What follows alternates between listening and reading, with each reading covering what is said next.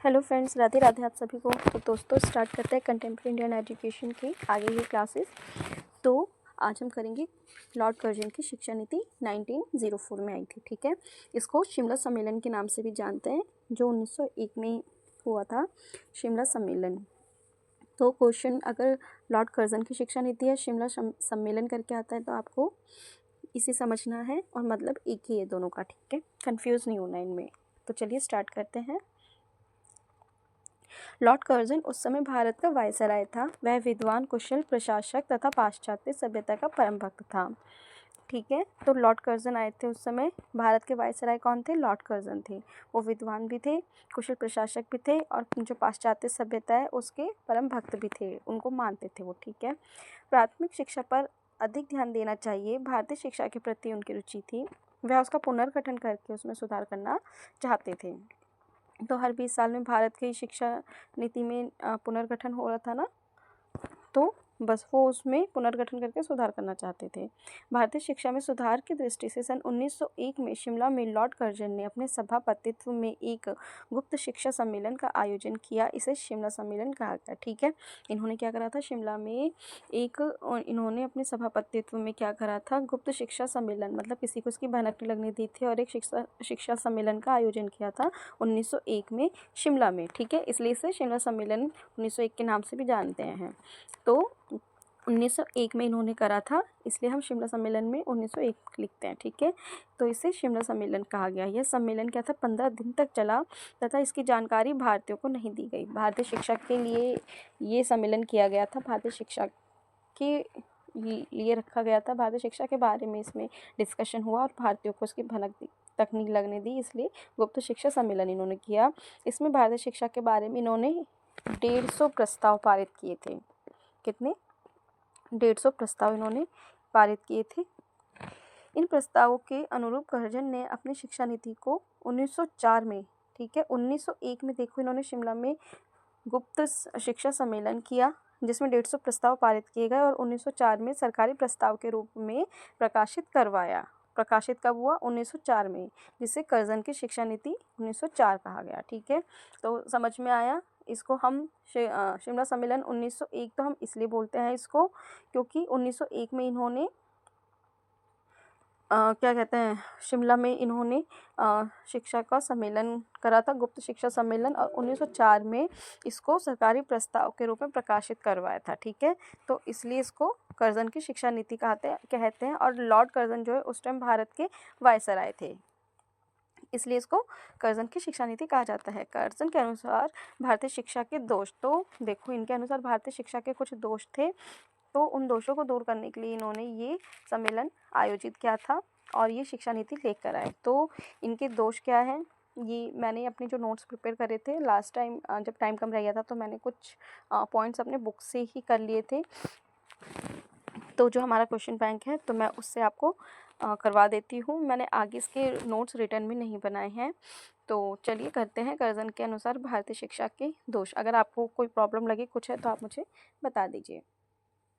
जैसे कि है अब लॉर्ड कर्जन की शिक्षा नीति देखो, इसमें 1904 के भारतीय विश्वविद्यालय अधिनियम का भारत के विश्वविद्यालय और कॉलेजों पर क्या प्रभाव पड़ा, इस तरीके से 2019 में क्वेश्चन भी आया है। ठीक है, प्रीवियस ईयर में आ रखे हैं इसके ये।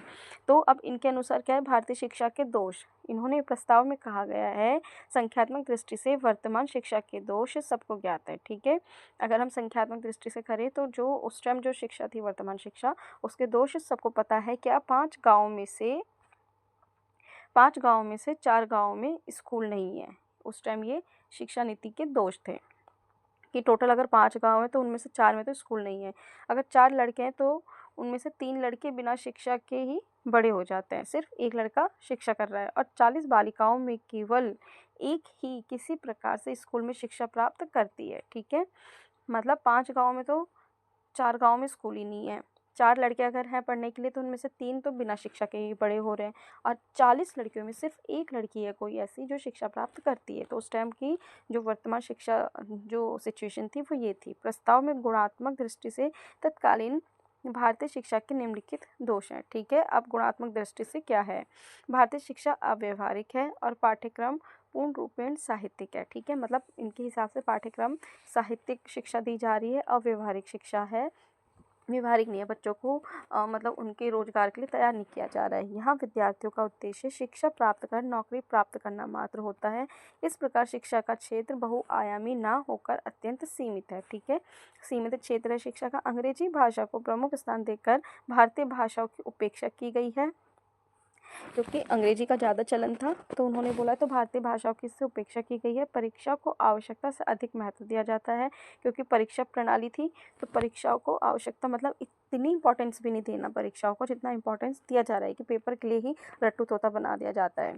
शिक्षा में विद्यार्थियों की बुद्धि के विकास की अपेक्षा स्मृति के विकास पर जोर दिया जाता है। ठीक है, मतलब बुद्धि का विकास नहीं किया जा रहा है, उसके बुद्धि के विकास होना चाहिए, बच्चों का पूरा पर्सनालिटी डेवलपमेंट होना चाहिए शिक्षा देकर, लेकिन स्मृति, क्योंकि आप परीक्षा प्रणाली ले आए हो तो बच्चा कितना रट्टू तोता बन सकता है। आपको इतना सिलेबस दे दिया, इसमें से याद करना है, तो अब बच्चे बस रट रहे हैं कि जैसे तैसे उनको परीक्षा पास करनी है। ठीक है, तो बुद्धि के विकास की अपेक्षा क्या है, स्मृति के विकास पर जोर दिया जाता है। तो उस समय की जो भारतीय शिक्षा थी उसके ये दोष थे जो लॉर्ड कर्जन ने अपनी शिक्षा नीति में बताया।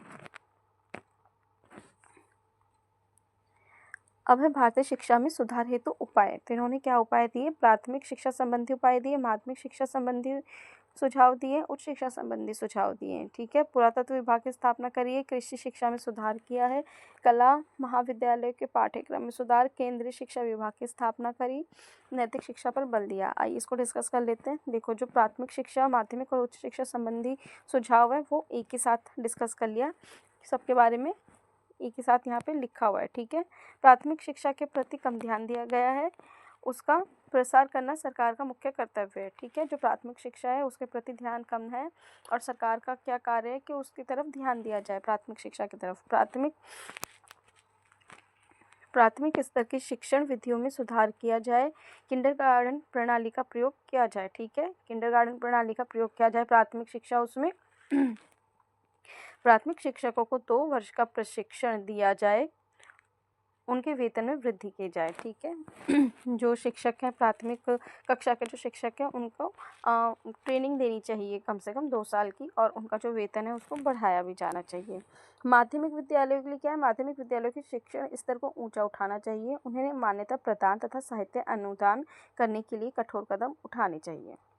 ये माध्यमिक शिक्षा के लिए बोला है। गैर सरकारी सभी माध्यमिक विद्यालयों को, जो गैर सरकारी है, ठीक है, माध्यमिक विद्यालयों को सरकार के शिक्षा विभाग तथा क्षेत्रीय विश्वविद्यालयों से मान्यता लेना आवश्यक है। ये नहीं कि जो प्राइवेट स्कूल जो चल रहे हैं वो अपनी मनमार्जी से अपना क्या कहते हैं कुरिकुलम अपना चला रहे हैं, नहीं, उनको जो शिक्षा विभाग है, सरकार का जो शिक्षा विभाग है, क्षेत्रीय विश्वविद्यालय, वहाँ से मान्यता लेना आवश्यक है।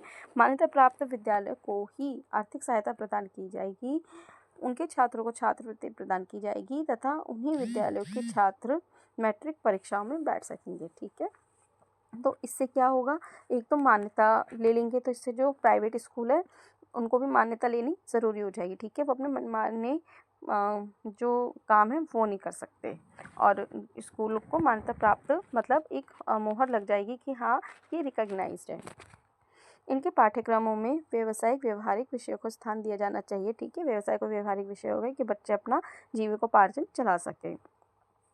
विद्यालयों में उचित निरीक्षण की व्यवस्था होनी चाहिए। विद्यालयों में छात्रों के व्यवस्था तथा मनोरंजन की समुचित व्यवस्था होनी चाहिए। ऐसा नहीं कि सिर्फ पढ़ाई पे ध्यान दे रहे हैं, मनोरंजन की व्यवस्था भी होनी चाहिए कि बच्चा करके सीखे, है ना। मेन तो यही है कि बच्चे को मेन फोकस यही है कि बच्चे को करके सिखाना है।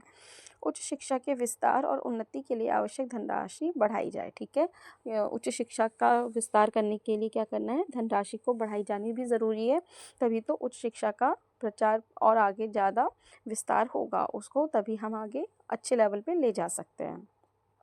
अब है पुरातत्व विभाग की स्थापना। तो लॉर्ड कर्जन ने देखा कि भारत में अनेक ऐतिहासिक धरोहर है जो उचित देखरेख के अभाव में नष्ट होती जा रही है। उन्होंने इन भवनों और स्मारकों के संरक्षण के लिए पुरातत्व स्मारक संरक्षण अधिनियम 1904 पारित किया, जिसके अनुसार भारत सरकार में पुरातत्व विभाग की स्थापना हुई। इसके 2 लाभ हुए, क्या, भारत में जो ऐतिहासिक भवन और स्मारक हैं उनकी देखभाल तथा रखरखाव शुरू हुए और ऐतिहासिक खोजें शुरू हुई। इससे भारत के इतिहास का पता लगना शुरू हुआ। ठीक है, तो पुरातत्व विभाग की स्थापना किन के टाइम पे आई थी, लॉर्ड कर्जन के टाइम पर ही आई थी। तो ये अधिनियम इसमें पारित किया 1904 में और इससे पुरातत्व विभाग की स्थापना हुई। ठीक है, 2 लाभ हो गए। एक तो जब खोजबीन करेंगे तो भारत के इतिहास का पता चलेगा कि हाँ ये यहाँ पे स्मारक है, ऐसे हैं। तो और दूसरा क्या है कि जो ऐतिहासिक भवन और स्मारक है उनकी देखभाल भी हो जाएगी। अब वो टूटेंगे फूटेंगे नहीं, जब उन पर ध्यान ही नहीं जाएगा तो ऑब्वियसली टूट फूट भी जाते हैं। अब ध्यान जाएगा तो टूटेंगे फूटेंगे नहीं, उनकी देखभाल भी अच्छे से हो जाएगी और बाहर से लोग आएंगे, इससे भारत के इतिहास का वैश्विक स्तर पर पता चलेगा, है ना। अब है लॉर्ड कर्जन ने कृषि शिक्षा की आवश्यकता को समझा, प्रत्येक प्रांत में कृषि विभाग की स्थापना की और कृषि महाविद्यालय स्थापित करने की योजना बनाई। उन्होंने बिहार में केंद्रीय कृषि अनुसंधान संस्थान की स्थापना करी, क्या, सेंट्रल एग्रीकल्चर रिसर्च इंस्टीट्यूट। अब तक कला महाविद्यालयों में केवल साहित्यिक विषय पढ़ाए जाते थे, अब इसमें जीविकोपार्जन संबंधी विषय शुरू कराए गए हैं। वुड द्वारा सभी प्रांतों में शिक्षा विभाग की स्थापना हुई। कर्जन ने इनमें एक रूपता लाने के लिए केंद्रीय शिक्षा विभाग की स्थापना करी। ठीक है, जो वुड ने क्या करा था, सभी प्रांतों में शिक्षा विभाग की जो स्थापना करी थी, अब उनमें एक रूपता लाने के लिए इसमें केंद्रीय शिक्षा विभाग की स्थापना कर दी।